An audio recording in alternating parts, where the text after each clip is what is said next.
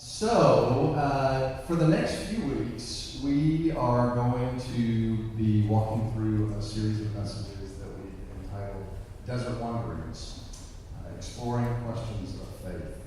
And it is your questions that will be the source material for this series. So we've received some through the online portal that we provided through some various means. You can always go to the Trinity website and access it there. But tonight, I'm going to give you another opportunity to submit your questions, so it's not too late. You can keep submitting. So in your bulletin, there was a connection card. I hope you already took a moment to let us know you were here for worship tonight, because a little bit later during the time of offering, you can place these in the offering plates. But I'm going to invite you also on the back, if you have a question that you would like for us to add to the mix for consideration, please do that. We'd love to know what your questions are. What you struggle with when it comes to faith, when it comes to understanding God, the Holy Spirit, Jesus, wrestlings that you have about the life of a follower of Jesus. So anyway, feel free to put those on your connection cards tonight, and then we will sort through those and add them to our bowl, which at the end of each service for the next few weeks, we will invite one of you to randomly draw one of the slips of paper from this bowl, and that will become the focus question for the following week's message. So don't let me forget before I do the blessing tonight to have somebody take this bowl and draw a question out, all right? So that's where we are with this season of Lent and the next few weeks of worship in here. And tonight's question, I got to just pick. So this was the one that I actually got to pick ahead of time and not be a random draw, since I had an opportunity to look at the ones that you all had submitted. And so the question we're going to look at tonight is this: how can the Bible help us deal with the stress of living in the modern world? So in looking at that question, I have selected a text from the prophet Isaiah. And it's on the back of your bulletin, so if you'd like to follow along when I read, feel free to do so. And I'll be reading from the CEV, the Common English Bible version. So here are these words from Isaiah 55. All of you who are thirsty, come to the water. Whoever has no money, come, buy food and eat. Without money at no cost, buy wine and milk. Why spend money for what isn't food and your earnings for what doesn't satisfy? Listen carefully to me and eat what is good. Enjoy the richest of feasts. Seek the Lord when he can still be found. Call him while he is yet near. Let the wicked abandon their ways and the sinful their schemes. Let them return to the Lord so that he may have mercy on them, to our God, because he is generous with forgiveness. My plans aren't your plans, nor are your ways my ways, says the Lord. Just as the heavens are higher than the earth, so are my ways higher than your ways, and my plans than your plans. Just as the rain and the snow come down from the sky and don't return there without watering the earth, making it conceive and yield plants and providing seed to the sower and food to the eater, so is my word that comes from my mouth. It does not return to me empty. Instead, it does what I want and accomplishes what I intend. Word of God for the people of God. And God's people say, thanks be to God. Would you pray with me? Come, Holy Spirit, and breathe life into the words of this servant, that they might carry a word from you into our hearts and lives on this night. Amen. So when I first got this question and looked at it for tonight, one thing that my mind went back to was a Bible that I used a number of years ago that in the back had a topical index. Anybody else have one of those or had one of those in the past? So I could go to that topical index, and let's say I was feeling like I needed to hear something or read something about forgiveness, or about anger, or about salvation, or whatever, grace, whatever it might be. I could go to that index and there was a handy reference to a number of verses that I could flip to and be able to look at. And it was fantastic. It was a great way, especially for someone who might not know how to find some different things in the Bible, to be able to have a quick reference guide and be able to go to places where I might find some words that would help me in those days. Now these days, of course, you don't have to have a topical index in the back. You can simply type in google.com and go to one of the Bible study tools, resources online and find something there and get a whole lot of information about where you can find verses about different subject matters. So one answer to tonight's question could be to simply say, go do that, have at it, and you can have all the information you want. And that wouldn't necessarily be a bad thing. In fact, at times that can be a very helpful thing. Doing topical studies can be informative and can be a way to learn and to grow. What I want to suggest to you tonight, though, is that is primarily a reactive approach to reading the Bible. And when it comes to the big picture of this question for me of how can the Bible help us deal with the stress of living in the modern world, I want to suggest for us tonight that we take a proactive approach to reading Scripture. An approach that says, you know what, on a regular, ongoing basis, it is important for me to be investing time in reading the Bible. Because when I invest that time on an ongoing basis, it will benefit me, it will benefit you in ways that we can't even imagine. But that steady time, that steady practice of reading Scripture and spending time with it is good for us. I was thinking about a possible analogy for this, and one that came to mind was a concert pianist. And when a concert pianist is about to have the performance of her life, she doesn't get great at preparing for that performance by cramming in the last few hours or days or even weeks, right? The reason that she can do what she can in that moment is because she's been practicing a lifetime and doing scales and doing other exercises that have prepared her for that moment. And so I want to suggest that is a way for us to think about how we approach the Bible, that we spend time with it regularly so that when those times come, when those key moments come in our lives, opportunities, challenges, struggles, we have been prepared by a lifetime of learning and a lifetime of studying that helps us respond in the moment, having taken a proactive approach. Richard Foster wrote a book entitled Life with God that is about reading and studying the Bible for formation. And he says this in the opening comments to the book. He says, too often, our study of the Bible focuses on searching for specific information or some formula that will solve our pressing needs of the moment. Right? We do that with prayer too, don't we? I need help right now, God, with this particular thing at this moment. Never mind what I have or haven't done, to help me get ready for this moment. I just want you to help me right now in this moment. And Foster goes on and says, but what if we approach the Bible differently? And instead of transforming the text, the Scripture, to meet our needs, we allow it to transform us.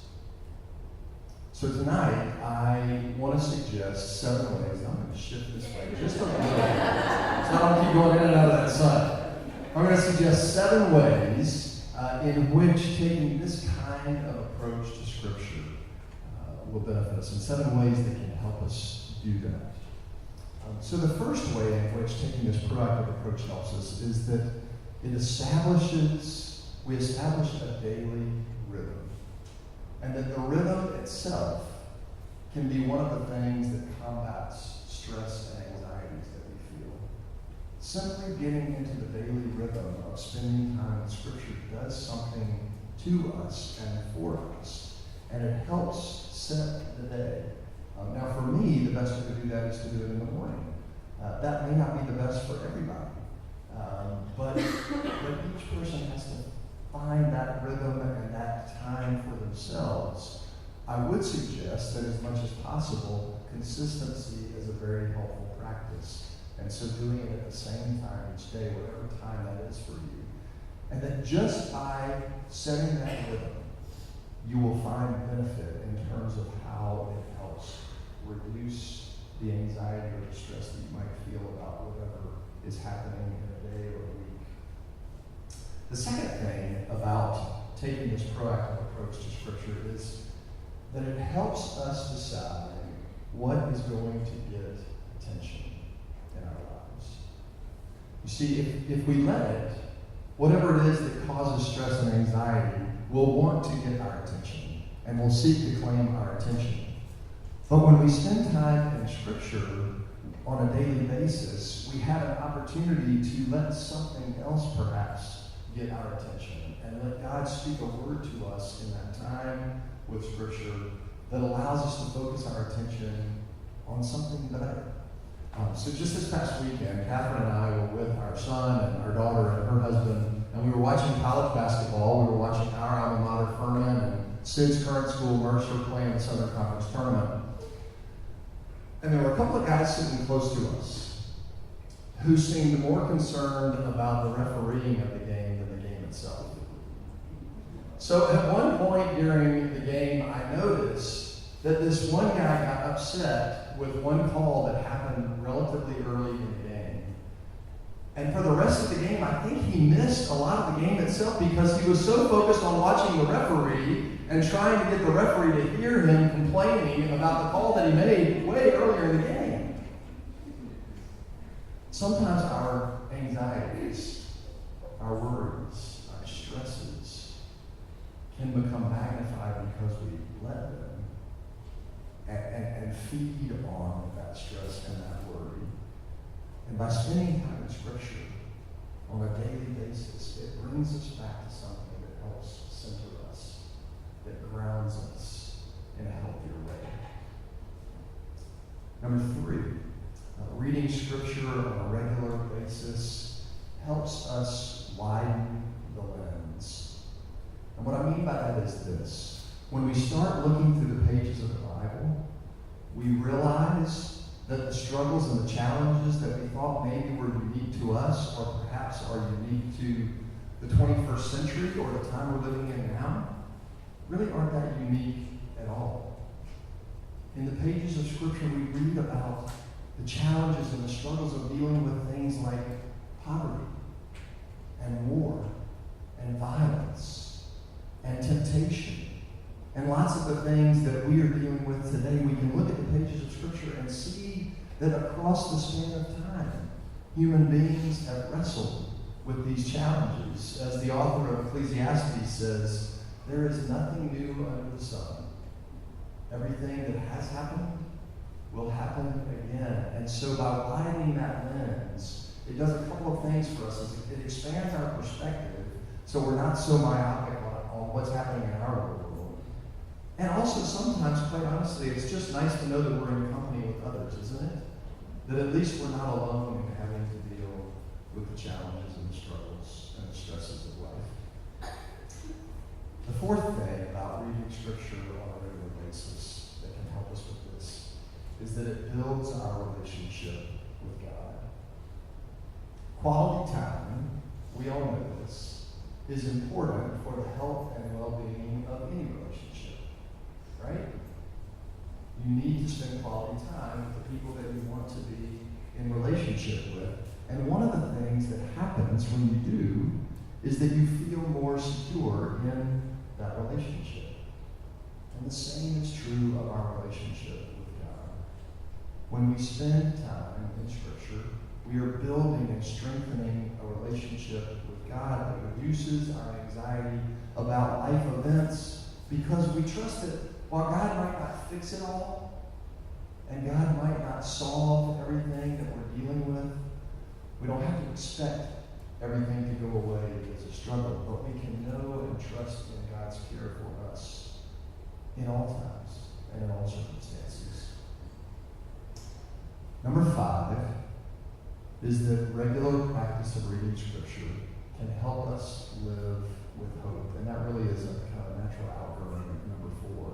Because as we deepen that relationship, as we feel more secure, then we are naturally more likely likely to feel more hopeful. And there are numerous examples from the Bible as we start to read through it where things seem to be impossible, where it seems like there is no hope for a person or for an entire country, for the people of Israel, right? They struggle sometimes thinking, God, why is this happening? There is no hope for us.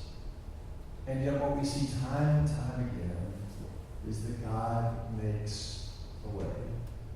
God makes a way for God's people. Again, not necessarily fixing every problem or every challenge that we have, but we know that God is there with us and that because of that, there is hope for us.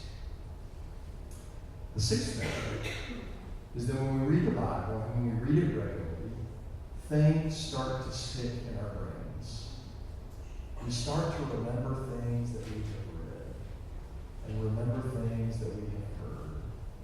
And it allows us to go back to those things and recall them. And they can offer us comfort and assurance and courage when we need it. Now, I want to suggest that memorizing verses can be a great way to do this and to help us recall things. But it's not just about memorization. And some are better than others at being able to hold on to information in that kind of way. But even when we don't memorize, just a regular reading of Scripture does familiarize us with what the Bible has to say to us about a whole host of things. And it also familiarizes us with the places in the Bible where we can then go back to on our own, because we'll remember, I can't remember exactly what it said, but I remember I read it in the letter to the Philippians, and so let me go back and find it again so that I can read it. Or that might be one of those great moments where you use BibleStudyTools.com, and you go on and say, put in a few keywords, and then voila, you find it that way. One of the things, a number of years ago, Catherine and I went to Brazil for the World Methodist Conference. And while we were there, we had the opportunity to visit an orphanage that was run by the Methodist Church in Brazil. And it was there that we met Iris, who became like a part of our family to us. And at the time, she was a 14-year-old girl living with roommates in the orphanage. And I'll never forget walking into her room because she wanted to show it to us. And when we walked into her room with her, all around the room, on the walls, were pieces of construction paper where she had taken markers and written verses of Scripture. And so she had surrounded herself with words of encouragement and words of comfort and words of promise. So that God could constantly be speaking those over her life as a young girl seeking to find hope out of what had been a desperate situation for her as a child. Things stick. Today is her birthday? Yes, and I meant to say that. And today is actually her birthday. She is 37 years old today. So, yeah. Lastly, number 7, reading the Bible changes us. Foster references that in the opening remarks that I shared. And I think this is a key pivotal point for us, that when we come to the Bible, we come prepared not so much for the Bible or for God to fix the things that are going on, to change things for us, but rather that our primary hope should be that God does a work in and on us. Because we may not be able to always change the circumstances or the conditions that we find ourselves in. Often we cannot. But we can be different ourselves. So one more quote from Foster. It says, transformation, that work of change, transformation takes place as we discover that in surrendering to how God chooses to speak through the Scriptures. Get this now, this goes right back to tonight's question. We are no longer so attached to our concerns and our anxious needs. I could have just let Foster address the question. It was a pretty good job of that with God. A book I highly recommend. The end of the Scripture tonight,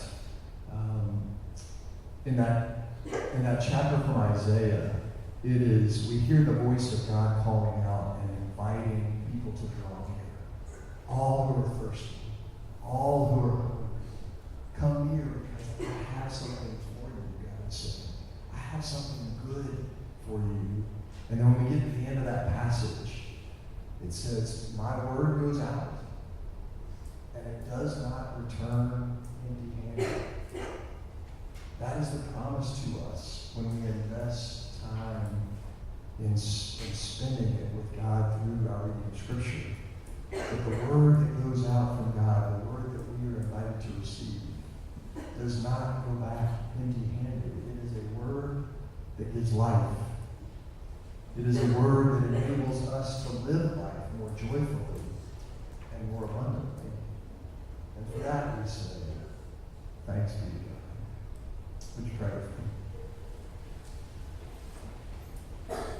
Oh God, we give you thanks for wonderful words of life that come to us through the pages of Scripture. And we give you thanks especially for the living word of Jesus, who placed that word into action and revealed for us what it looked like to live in constant communion and a right relationship with you. Help us in our attempts and in our desire to follow in his footsteps and to draw near to you ourselves. Help us to find a rhythm that is pleasing to you and pleasing for our hearts and for our souls. In Christ's name we pray.